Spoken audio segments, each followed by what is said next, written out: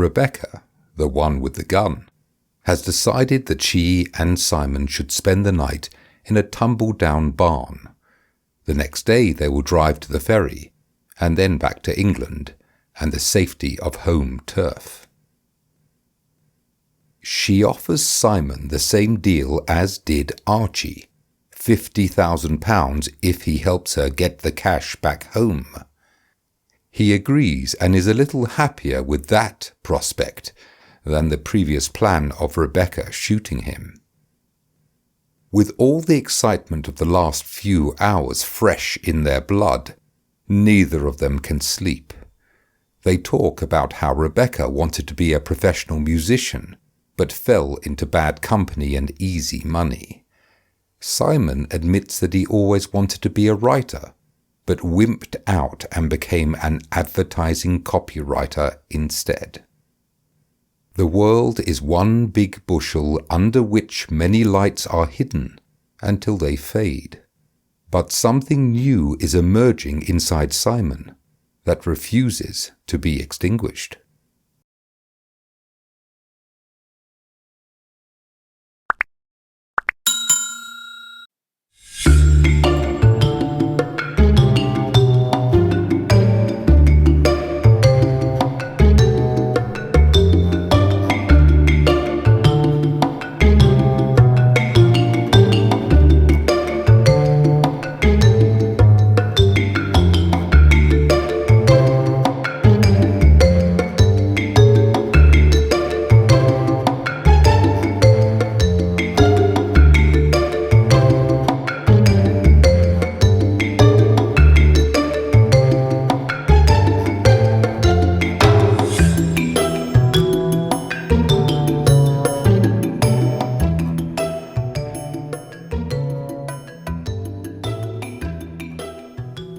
At first light, we put the bags of cash into the two holdalls from my car and the holdalls into the boot of her car, a rather nice BMW. It didn't escape my notice that the coil of rope from the hut was now in her boot. We got into the car and started down the dirt track. "Is this your car?" I asked. Without taking her eyes from the track ahead, she replied dismissively, "Yep." "I thought crime didn't pay." Rebecca glanced at me momentarily. "It's paying you 50 grand, she said with finality. We didn't speak again until we reached the port. We had a 2-hour wait for the ferry, so went to have a cup of tea in the restaurant. The journey so far had been as promised, non-stop. I was bursting for a pee. We bought 2 cups of tea and 2 full English breakfasts. Rebecca chose a table by the window where she could keep an eye on the car. She slid onto one of the plastic seats. I remained standing. "I'm just going for a pee." Rebecca looked up, her eyes weary with maintaining authoritarian menace. She lightly patted her pocket. "Don't get any ideas," she said with almost pantomimic threat. "I know," I replied. "You've got the gun." Rebecca thumped the table and whispered through clenched teeth, "I don't think you said that loudly enough. There are some people over there who didn't hear you." I instantly turned to see who she meant before realizing the comment had been sarcastic. As I turned back to her, I thought I saw someone familiar. I looked more carefully, but there were so many people coming and going, I couldn't get a good look. After relieving myself and judiciously washing the grime of the barn from my hands, I returned to the table. Rebecca had demolished her food and was wiping the nearly clean plate with a piece of bread. "Thanks for waiting for me," I said with a grin. "Can you cut the poor attempt at humour? Just for a minute, for Christ's sake?" "It's not humour, it's nerves," I said plaintively. "Well, stop being so fucking nervous. You'll draw attention to us."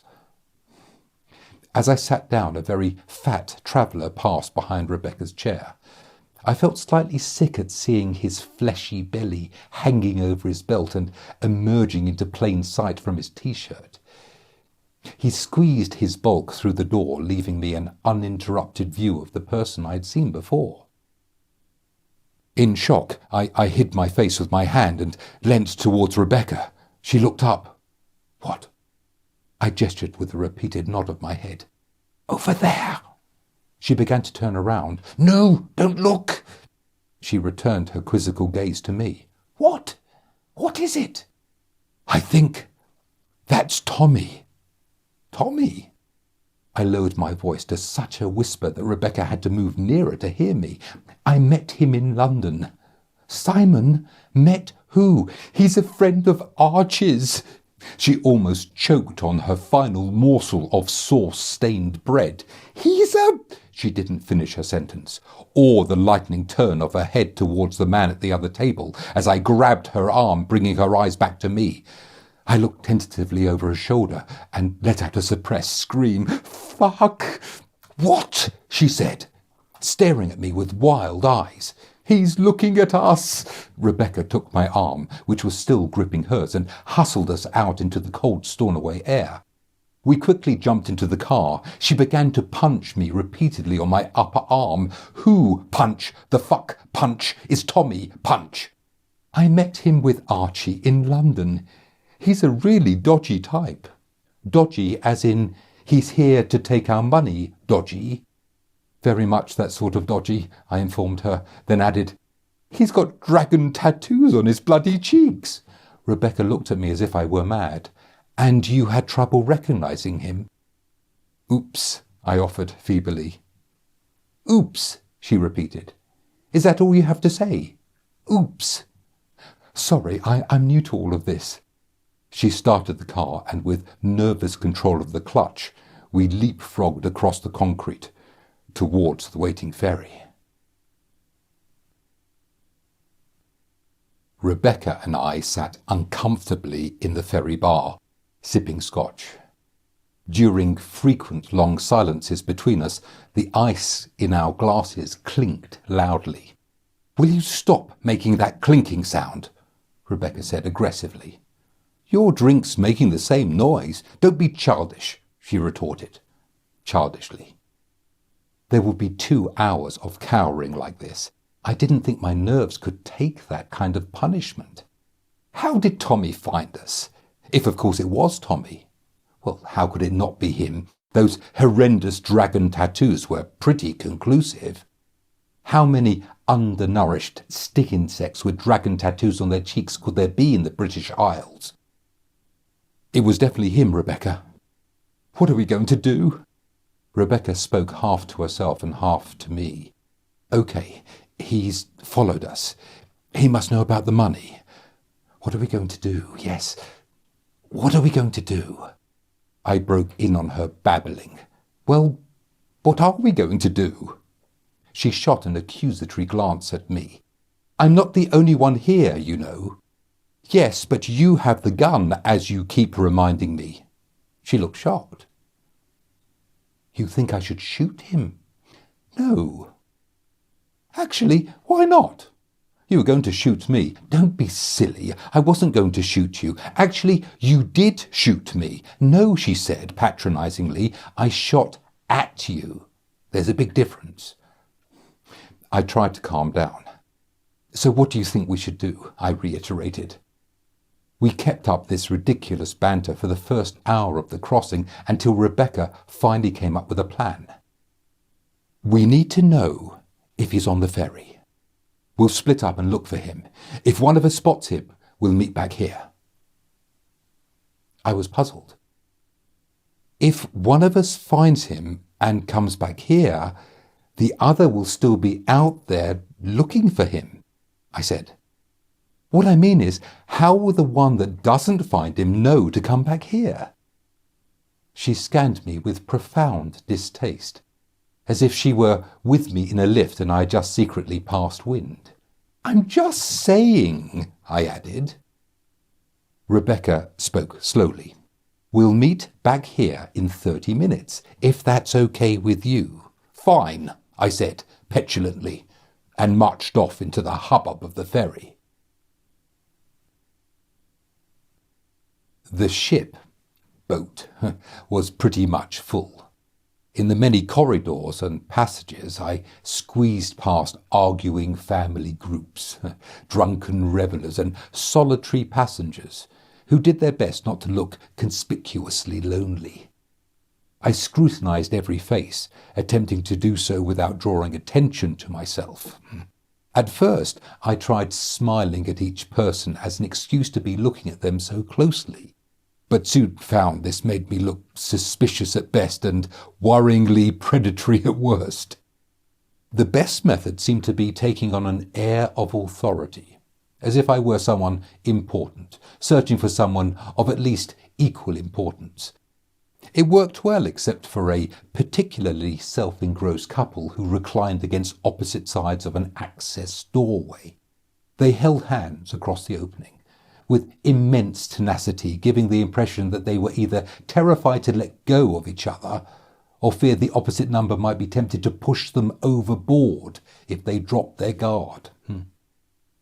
I broke their grip on each other with a judicious but gentle chopping action with both hands. Neither of them was Tommy, so I continued, leaving them to pick up the pieces of their newly discovered severance.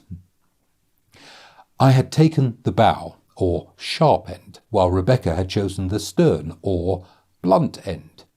I mused that she was well suited to have taken both ends, as she was equally sharp and blunt. Having covered my end of the ferry twice, I had found no sign of Tommy at all. As I rounded the last corner of my second search, I bumped into Rebecca coming the other way. "Anything?" she said with a shrug. I shrugged back. "Nothing. I don't think he's on board." "Are you sure you saw him?" "I was," I said apologetically, "but maybe not. I don't know. Well, we've covered the whole ship. I guess we're safe." She seemed to be her gentler self again, now that she felt the danger had apparently been a false positive. We were jolted by the bow thrusters of the ferry. Looking over the railings, we noticed we were approaching the port. "Okay," she said with another shrug. "Let's head down to the car then." She moved in the direction of the stairwell. I followed obediently, but couldn't help investigating faces on the way. I didn't feel as sanguine about the situation as did my travelling companion. As we drove off the ferry, my whole body ached with tension. I fidgeted in my seat. Rebecca slammed an open hand onto my thigh. "Calm down, Simon. We just need to get past port security and we'll be on our way home." There was a short queue out of the port. Jobsworths in dark blue uniforms wielded their minor authority by throwing intense stares at each vehicle that passed. We waited with strained patience while the dark blues leant into the open window of the car in front of us. What were they talking to the driver about? And why were they taking so long? It is said that if you have done nothing wrong, you have nothing to fear. However, I had always feared law enforcers, even if I was innocent. So in this particular situation, I was petrified. One of the officers said something to the driver of the car that stood between us and freedom. The vehicle moved a short distance to the left where it parked in some sort of holding area. A dark blue nodded to us. Rebecca over-revved the engine accidentally and we moved slowly to the white stop line painted on the road. A head popped through Rebecca's window. "What have you two been up to then?" he asked. "Nothing," we blurted out. The security man looked a little offended. "I was only joking," he said. All I could think about was the money in the boot. "Calm down, or maybe I should inspect your vehicle." We must have appeared ashen as he looked offended again. That was another joke? Why did we get the only security guard in the port who thought he was a stand-up comic? He continued, "I think I'd better stop talking before you both have a heart attack." He laughed, then waved us on. Rebecca fought hurriedly with the gear stick but couldn't find first gear. The car made grinding noises, then surged forward. We were on our way. We passed the vehicle that had been in front of us. It was still in the holding area, being ruthlessly inspected. But it was something else that caused my heart to jump. The driver, standing to one side and looking sly, had dragon tattoos on each cheek. I craned my neck to keep him in sight. He lifted his head and met my gaze. A smile twisted Tommy's mouth.